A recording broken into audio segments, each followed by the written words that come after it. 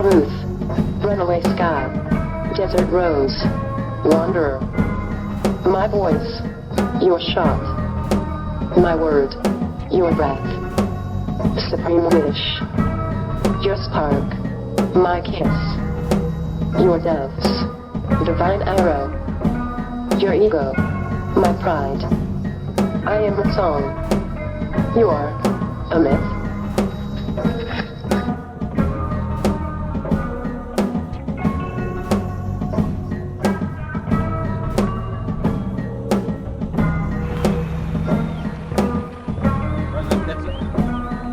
Vice President, Governor, Congressman Thomas, Senator Wiley, and Congressman Miller, Mr. Webb, Mr. Bell, scientists, distinguished guests, and ladies and gentlemen.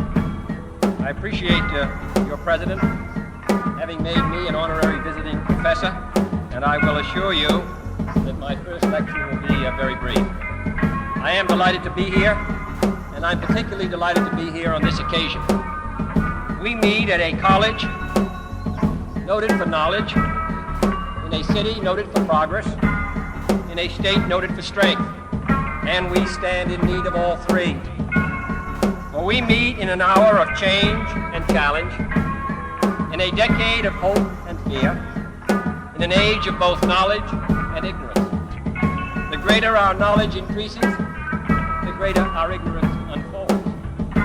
Despite the striking fact that most of the scientists that the world has ever known are alive and working today, despite the fact that this nation's own scientific manpower is doubling every 12 years in a rate of growth more than 3 times that of our population as a whole, despite that, the vast stretches of the unknown and the unanswered and the unfinished still far outstrip our collective comprehension.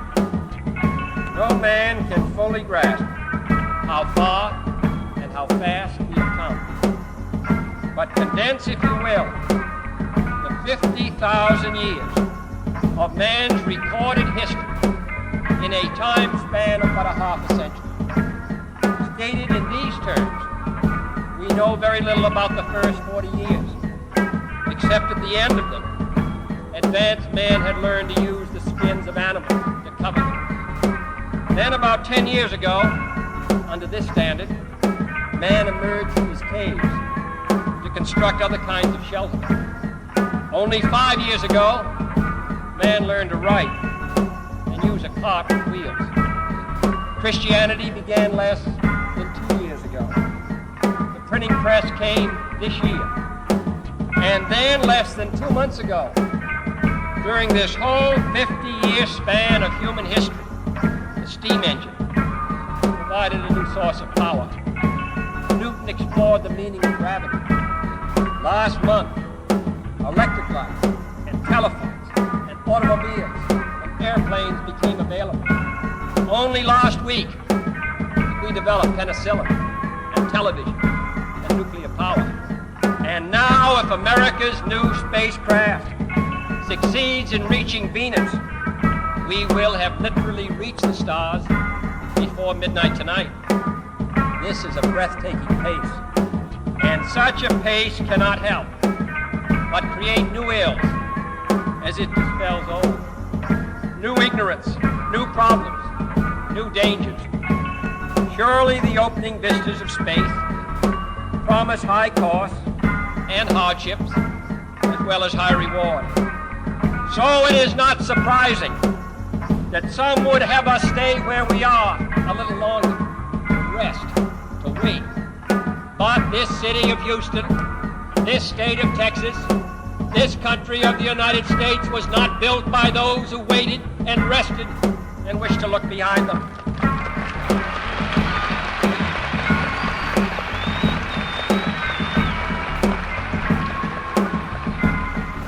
This country was conquered by those who move forward, and so will space.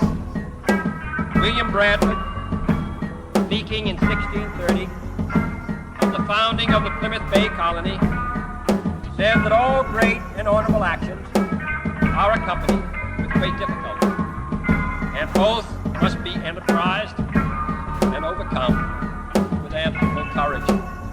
If this capsule history of our progress teaches us anything, it is that man in his quest for knowledge and progress is determined and cannot be deterred. The exploration of space will go ahead, whether we join in it or not.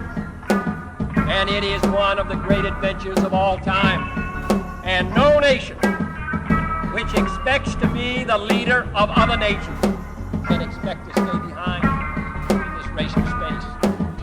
Those who came before us made certain that this country rode the first waves of the Industrial Revolution, the first waves of modern invention, and the first wave of nuclear power.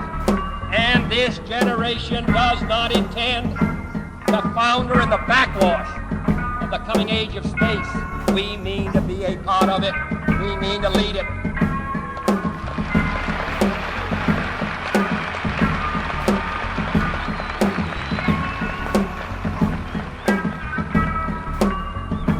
For the eyes of the world now look into space, to the moon, and to the planets beyond.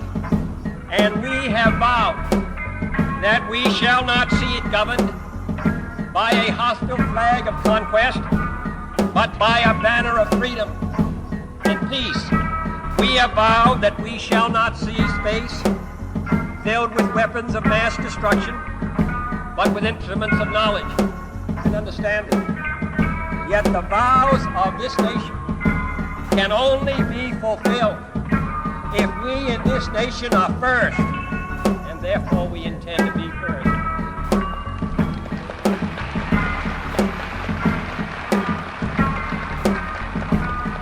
In short, our leadership in science and industry, our hopes for peace and security, our obligations to ourselves as well as others, all require us to make this effort, to solve these mysteries, to solve them for the good of all men, and to become the world's leading spacefaring nation. We set sail on this new sea because there is new knowledge to be gained and new rights to be won, and they must be won and used for the progress of all people. For space science, like nuclear science and all technology, has no conscience of its own. Whether it will become a force for good or ill depends on man. And only if the United States occupies a position of preeminence can we help decide whether this new ocean will be a sea of peace or a new terrifying theater of war. I do not say that we should or will go unprotected against the hostile misuse of space any more than we go unprotected against the hostile use of land or sea. But I do say that space can be explored and mastered without feeding the fires of war, without repeating the mistakes that man has made in extending his writ around this globe of ours. There is no strife, no prejudice, no national conflict in outer space as yet. Its hazards are hostile to us all. Its conquest deserves the best of all mankind, and its opportunity for peaceful cooperation may never come again. But why, some say, the moon? Why choose this as our goal? And they may well ask, why climb the highest mountain? Why, 35 years ago, fly the Atlantic? Why does Rice play Texas? We choose to go to the moon. We choose to go to the moon.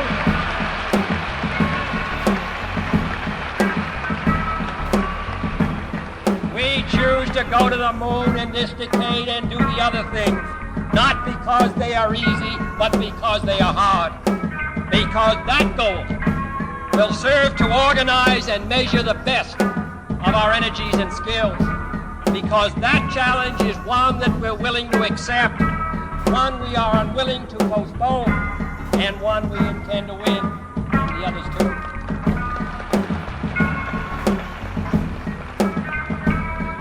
It is for these reasons that I regard the decision last year to shift our efforts in space from low to high gear as among the most important decisions that will be made during my incumbency in the office of the presidency.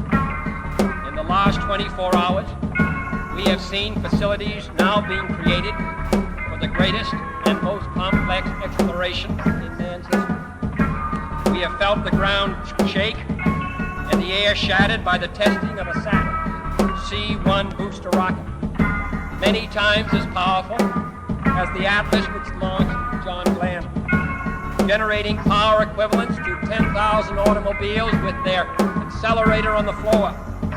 We have seen the site where 5 F-1 rocket engines, each one as powerful as all 8 engines of the Saturn combined, will be clustered together to make the advanced Saturn missile, assembled in a new building to be built at Cape Canaveral, as tall as a 48-story structure, as wide as a city block, and as long as 2 lengths of this field. Within these last 19 months, at least 45 satellites have circled the Earth. Some 40 of them were made in the United States of America, and they were far more sophisticated and supplied far more knowledge to the people of the world than those of the Soviet Union. The Mariner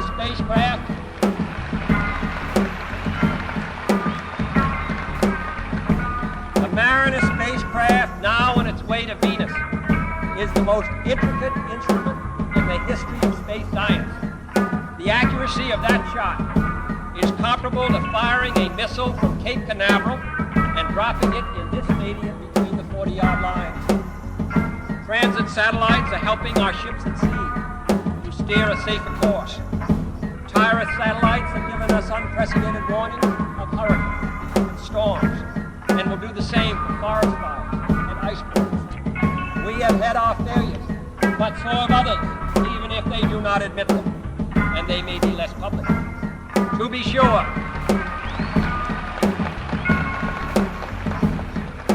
be sure we are behind, and will be behind for some time in manned flight. But we do not intend to stay behind, and in this decade we shall make up and move ahead.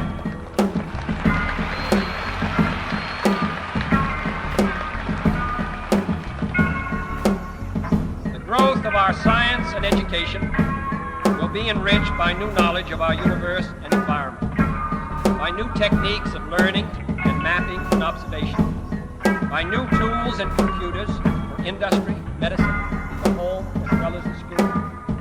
Technical institutions such as Rice will reap the harvest of these gains. And finally, the space effort itself, while still in its infancy, has already created a great number of new companies and tens of thousands of new jobs. Space and related industries are generating new demands for investment and skilled personnel. And this city, and this state, and this region will share greatly in this growth. What was once the furthest outpost on the old frontier of the West will be the furthest outpost on the new frontier of science and space. Houston,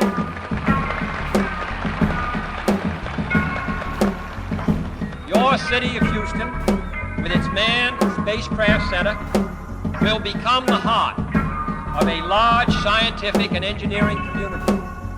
During the next 5 years, the National Aeronautic and Space Administration expects to double the number of scientists and engineers in this area, to increase its outlays for salaries and expenses to $60 million a year, to invest some $200 million in plant and laboratory facilities, and to direct or contract for new space efforts over $1 billion in this center in this city. To be sure, all